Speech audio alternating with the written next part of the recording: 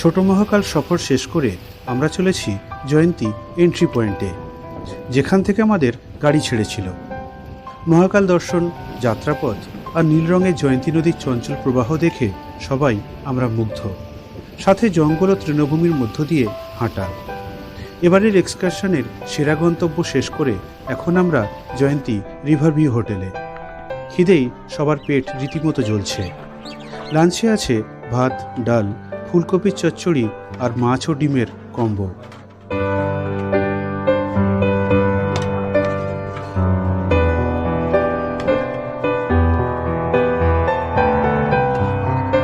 পেট ভরে লাঞ্চ খেলাম সবাই। এবার একটু ফটো সেশন। জয়ন্তীর পাহাড়কে পিছনে রেখে ছাত্রছাত্রী ও আমাদের গ্রুপ ছবি তোলার মুহূর্ত।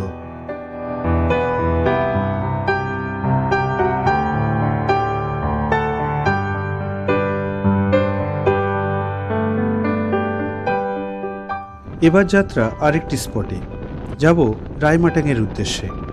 এখান থেকে দূরত্ব 44 কিলোমিটার। 1 ঘন্টার একটু বেশি সময় লাগবে।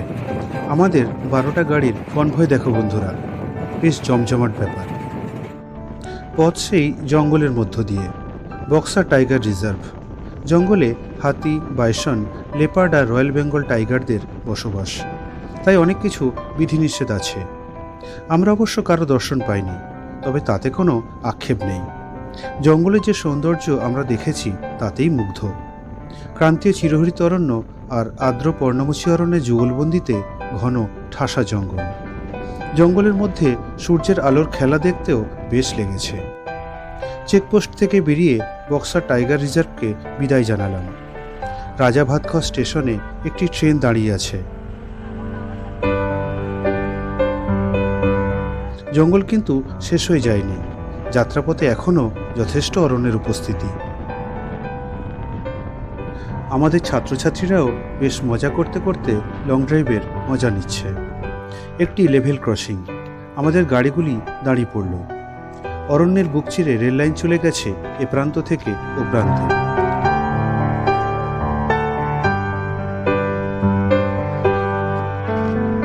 শুনলাম একটু আগে 2টি হাতি রাস্তা ক্রস করেছে।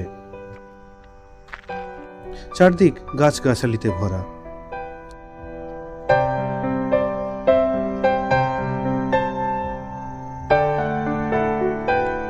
ইনফরমেশনের ভান্ডার নিয়ে আসছে আমাদের গুগল কাকু, সদা হাসি মুখ। দুরন্ত গতিতে ট্রেন ছুটে চলল তার গন্তব্যের দিকে।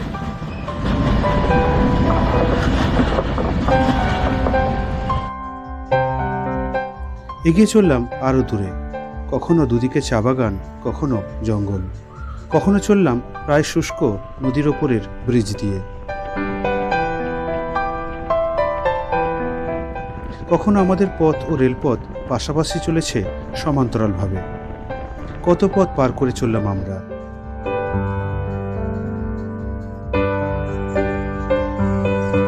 বিশাল রায়মাটাং নদী, তবে একেবারে জল নেই। নদীবক্ষে শুধু সাদা পাথরখণ্ড। নদীর ওপর বিশাল ব্রিজ, আর সামনে ভুটানের পাহাড়গুলি দেখা যাচ্ছে। আর পশ্চিম আকাশে সূর্য ঢলে পড়েছে। এগুলো দেখতে দেখতে পথ চলা সত্যি আনন্দের।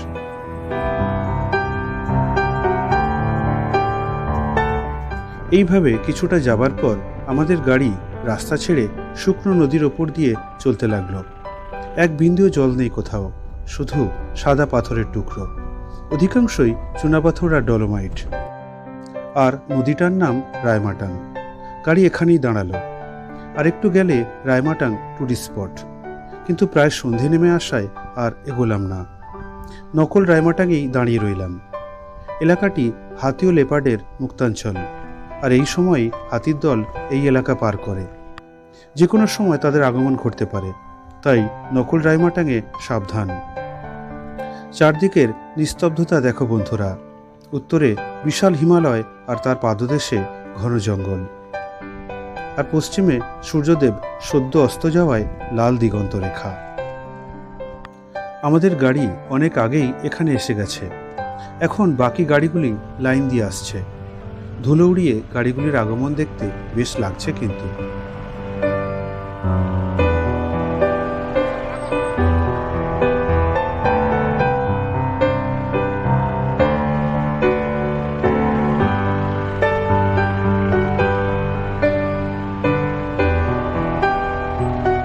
বেশিক্ষণ ছিলাম না এখানে, জাস্ট ভিডিও ও কিছু ছবি তোলা।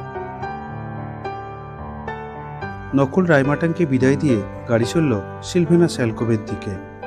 সামনে পশ্চিমের লাল দিগন্ত রেখা, অপূর্ব যাত্রাপথ, দিনে এক রূপ আর রাতে আর এক।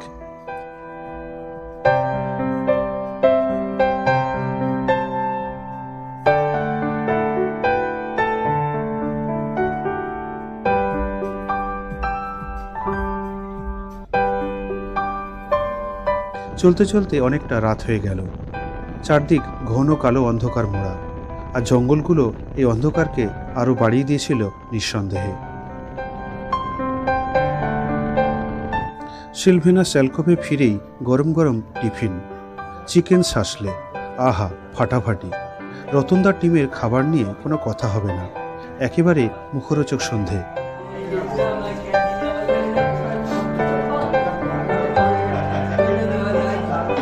তো চলো সন্ধেটা আরো জমজমাট হোক।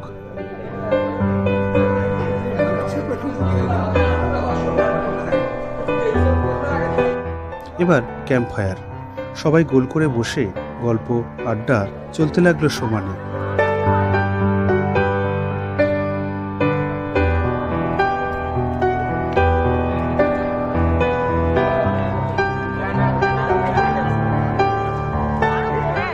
শুরু হলো অন্বেষার আবৃত্তি। স্কুল ছেড়ে গেছি, হঠাৎ রাস্তায় যদি কোনো স্যার বা ম্যামদের সাথে দেখা হয়, ছাত্রধারা, কালিদাস রায়। বর্ষে বর্ষে দলে দলে আসে বিদ্যা মঠতলে, চলে যায় তারা কলরবে। কৈশোরের কিশলয় কর্মে পরিণত হয় যৌবনের শ্যামল গৌরবে।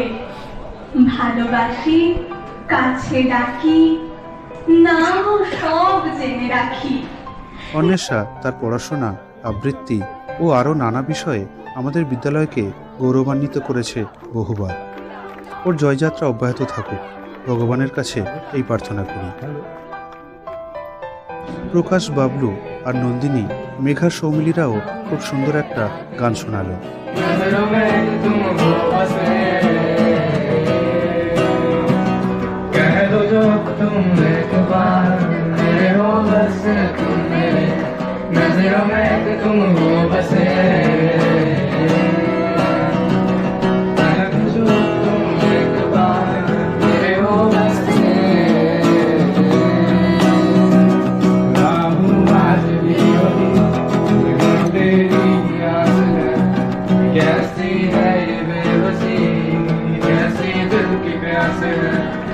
সোমনাথ স্যারও খুব সুন্দর একটি ছড়া বললেন। আবার আসিব ফিরে জয়ন্তী নদীর তীরে এই আলিপুরদুয়ারে, এবং ছাত্রছাত্রীদের নিয়ে, আমরা একা নয়, ছাত্রছাত্রীদের নিয়েই আসবো। শেষে বেজে উঠল আমাদের প্রাক্তন ছাত্রদের বানানো শস্যনা হাই স্কুলের সেই বিখ্যাত গান।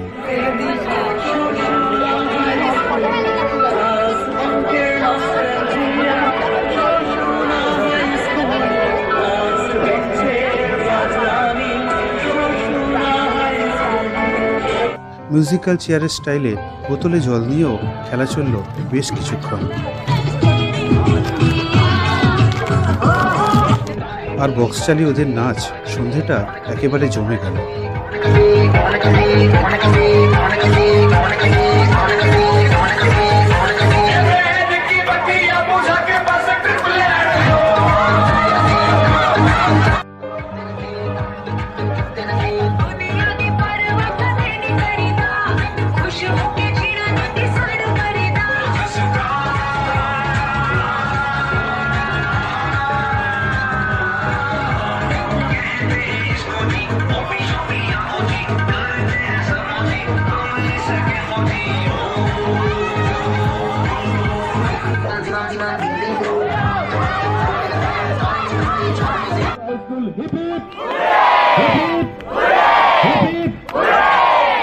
এবার সেই সন্ধিক্ষণ, স্পাইস ট্রাভেলসের রতনদার নিজের হাতে তৈরি করা মটন বিরিয়ানি।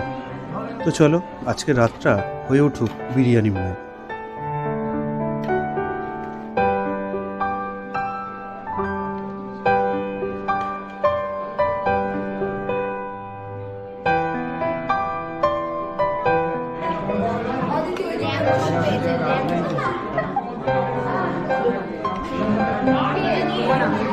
ওনাকে মারো ভাই।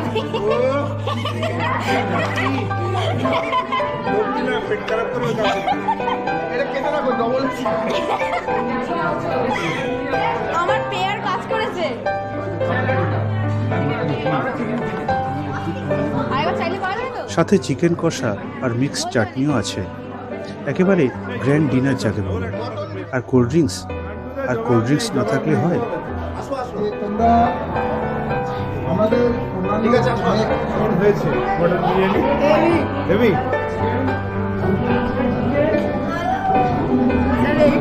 আমলেট খাও।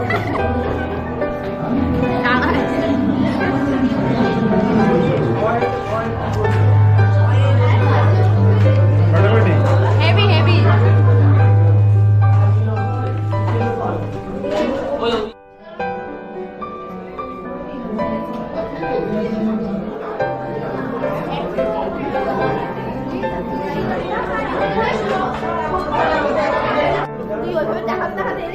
আরে খাওয়ার জিনিস খাবি, অত লজ্জা কেন গো? তো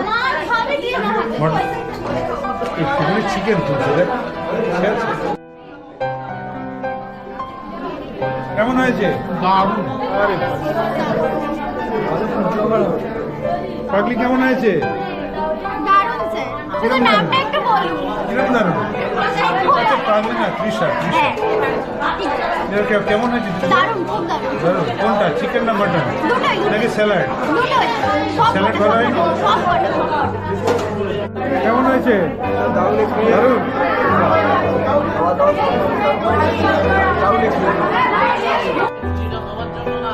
জায়গা না থাকতে পারে কিন্তু মটন বিরিয়ানি যেখানে খুশি খাওয়া যেতে পারে। একদম স্যার একদম বলো কেমন হয়েছে? হেভি হয়েছে স্যার। আরে আরে বিরিয়ানি যেখানে খুশি খাওয়া যেতে পারে। হ্যাঁ স্যার। কেমন হয়েছে? দারুণ দারুণ। জানো তো দারুণ। Rice unlimited, mutton limited. আবার লাগলে নিয়ে আস। খাওয়া দাওয়া চলল অনেকক্ষণ ধরে। ক্যাম্পফায়ারের আগুনও প্রায় নিভে গেছে। আমাদের এক্সকারশনেরও আজ শেষ রাত, সেও নিভে যাওয়ারই পথে।